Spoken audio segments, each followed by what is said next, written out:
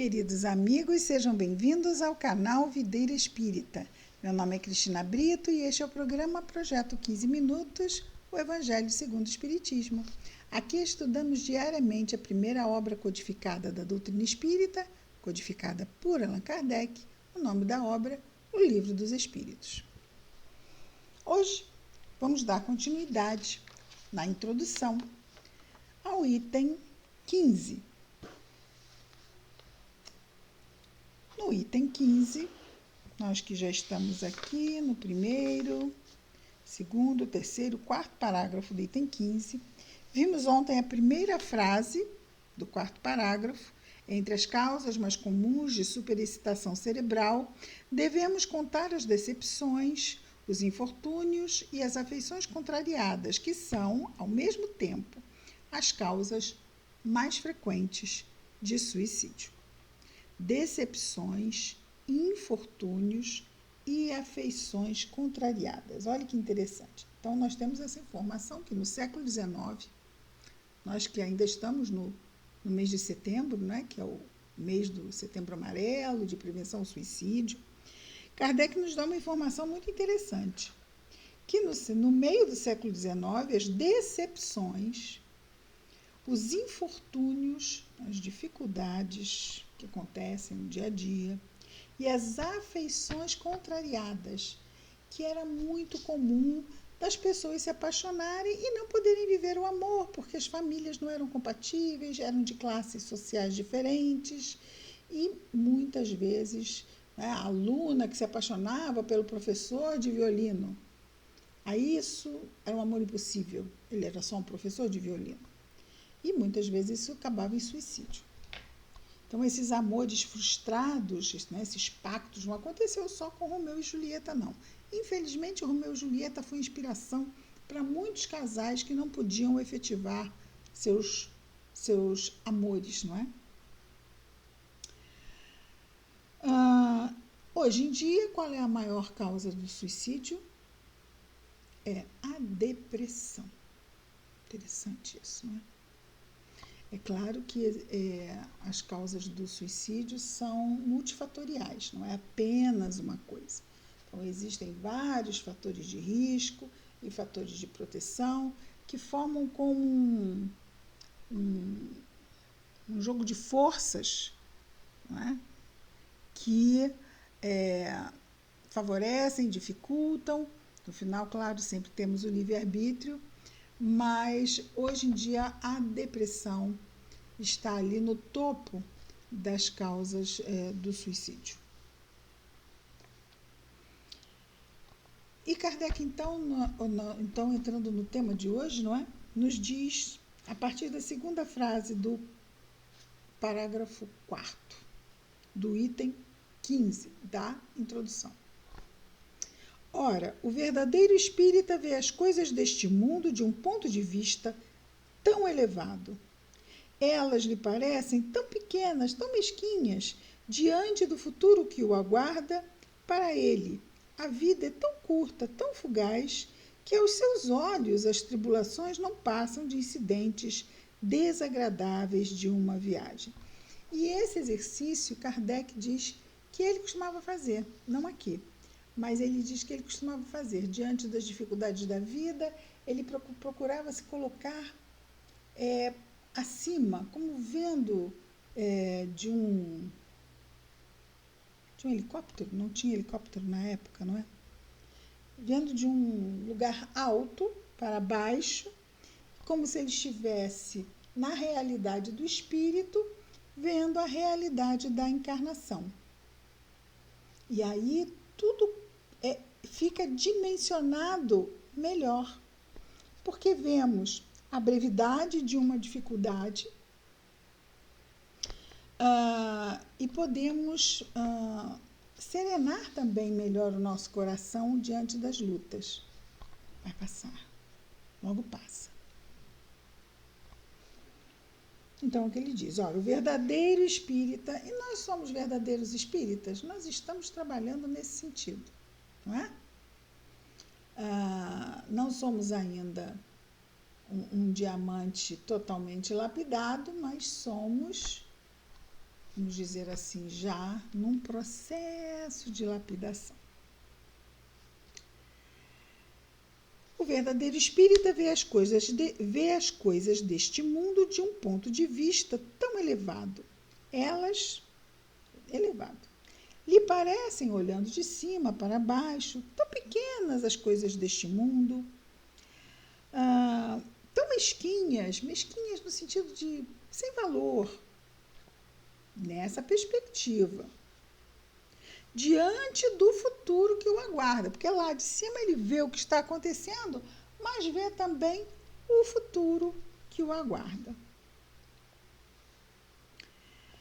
Para ele, a vida é tão curta, tão fugaz, que aos seus olhos as tribulações, as dificuldades não passam de incidentes desagradáveis de uma viagem. Aquilo que em outra pessoa produziria violenta emoção, pouco o afeta. No esforço, né? Estamos no esforço. Ele sabe, aliás, a gente sabe que esse é o quadro ideal. E nós estamos na construção desse quadro de sermos nós também verdadeiros espíritas. Por enquanto somos espíritas esforçados. Claro que entre os amigos já podem contar os verdadeiros espíritas, né? Falamos aqui, muito mais mesmo é por nós.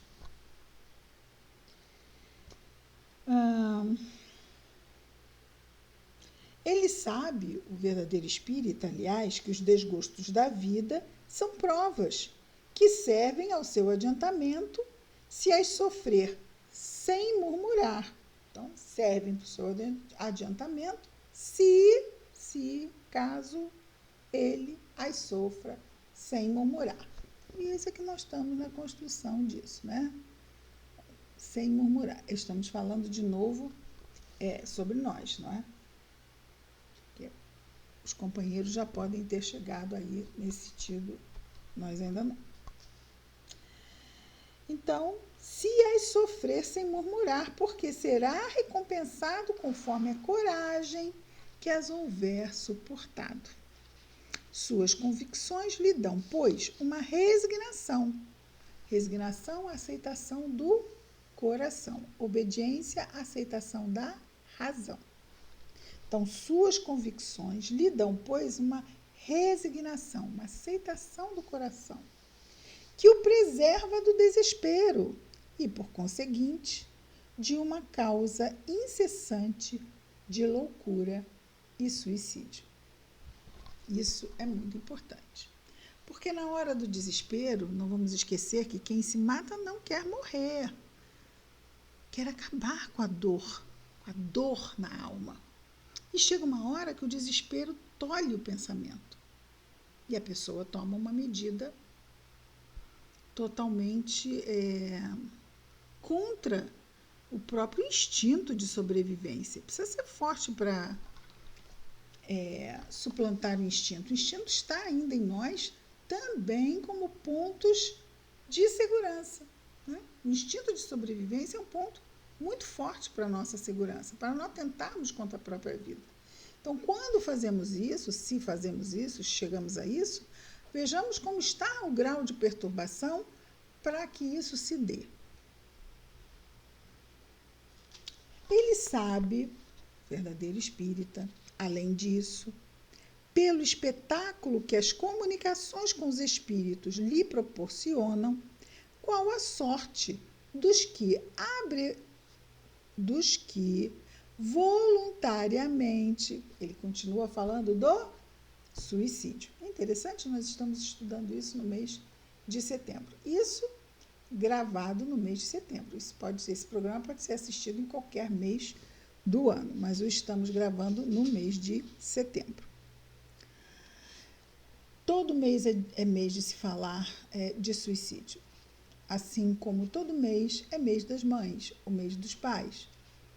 Mas existe uma época em que isso é destacado para ser melhor trabalhado na sociedade, essa ideia, né, da necessidade de trabalharmos a prevenção do suicídio.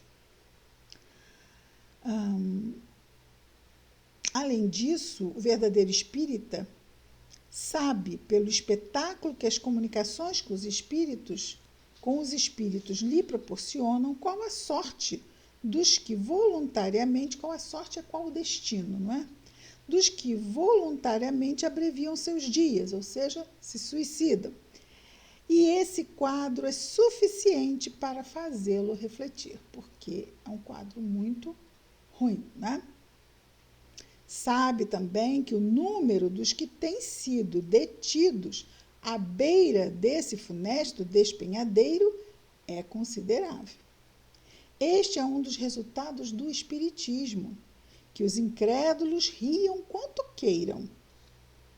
Eu lhes desejo as consolações que ele proporciona a todos os que se dão ao trabalho de lhe sondar as misteriosas profundezas. Sim, quanto mais nos aprofundamos no estudo da doutrina espírita, mais consolada fica a nossa alma, sabendo que o nosso futuro depende unicamente de nós no nosso presente. Na nossa observação às leis de Deus e sua concomitante, consequente prática, exercício de prática. E continua Kardec dizendo: entre as causas da loucura, devemos ainda incluir o pavor, sendo que o medo do diabo já desequilibrou mais de um cérebro. Isso é muito interessante. Sabe-se lá o número de vítimas que ele, o medo do diabo, não tem feito ao abalar imaginações fracas com seu quadro, que cada vez se esforçam por tornar mais assustador com terríveis detalhes. Existe isso, né? Então, tem cada pecado capital tem seu diabo particular. Isso dentro do imaginário religioso de algumas doutrinas religiosas. E aí monta-se aquele quadro dantesco, não é? Do inferno de Dante, com os detalhes característicos para cada um desses seres demoníacos, não é? O diabo, dizem, só amedronta criancinhas. É um freio para torná-las ajuizadas. Sim, como o bicho-papão e o lobisomem. Contudo, quando não se tem mais medo dele, tornam-se piores do que antes. Ou seja, se eu boto um freio, né, no homem do saco, né, na mulher de branco, ele vai vir te pegar, e depois eu descubro que foi alguma coisa dita simplesmente para me deter, e eu sei que aquilo não tem efeito, eu não me detenho mais. Então, eu não estou educado, eu só fui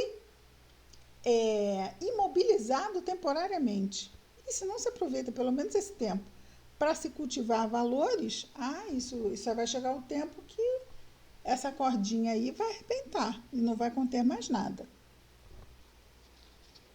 Contudo, quando não tem mais medo dele, tornam-se piores do que antes. E para chegar-se a tão belo resultado, não se leva em conta o número de epilepsias causadas pelo abalo de cérebros delicados. Bem frágil seria a religião se, por falta de temor, sua força pudesse ficar comprometida. Aqui vai uma crítica às religiões, que usam a força para submeter os seus crentes, não é? Os seus fiéis, a palavra é essa, seguidores. Bem frágil seria a religião se, por falta de temor, por falta de medo, sua força pudesse ficar comprometida. Nós sabemos que por muito tempo a religião usou o medo para manter, não é, os fiéis e os seguidores ali subjugados. Felizmente não é assim. A religião dispõe de outros meios para agir sobre as almas.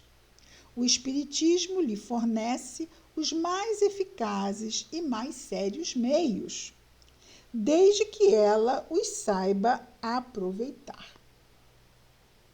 Ele, o Espiritismo,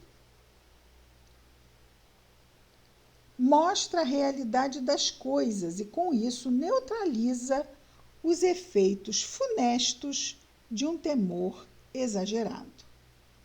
Então, o Espiritismo mostra a realidade das coisas e, com isso, neutraliza os efeitos funestos do medo, não é? De um medo exagerado. Porque é a razão. Vamos entender que se existem seres que se mostram com feição essa, né, que representa esse ser do mal, são seres, espíritos como nós, que criam essa espécie de máscara, né, de fantasia, para amedrontar as pessoas mesmo, ok? Mas não tem nada disso. São como nós, mas estão ainda numa fase bem atrasada de espíritos impuros, ainda se comprazendo no mal. Não é? Mas tudo passa, o tempo faz com que nos superemos e progridamos. É fatal isso. Somos imortais, uma hora lá, nos cansamos da imperfeição e progredimos. Como também damos por encerrado, porque já estamos com quase 17 minutos. Muito bem, queridos amigos, terminamos o item 15, por isso que passamos um pouquinho. Amanhã já começaremos o item 16, o penúltimo item da introdução. Amanhã estaremos de volta com mais um programa, Projeto 15 Minutos, o Livro dos Espíritos. Que Jesus nos abençoe. A todos, muita paz.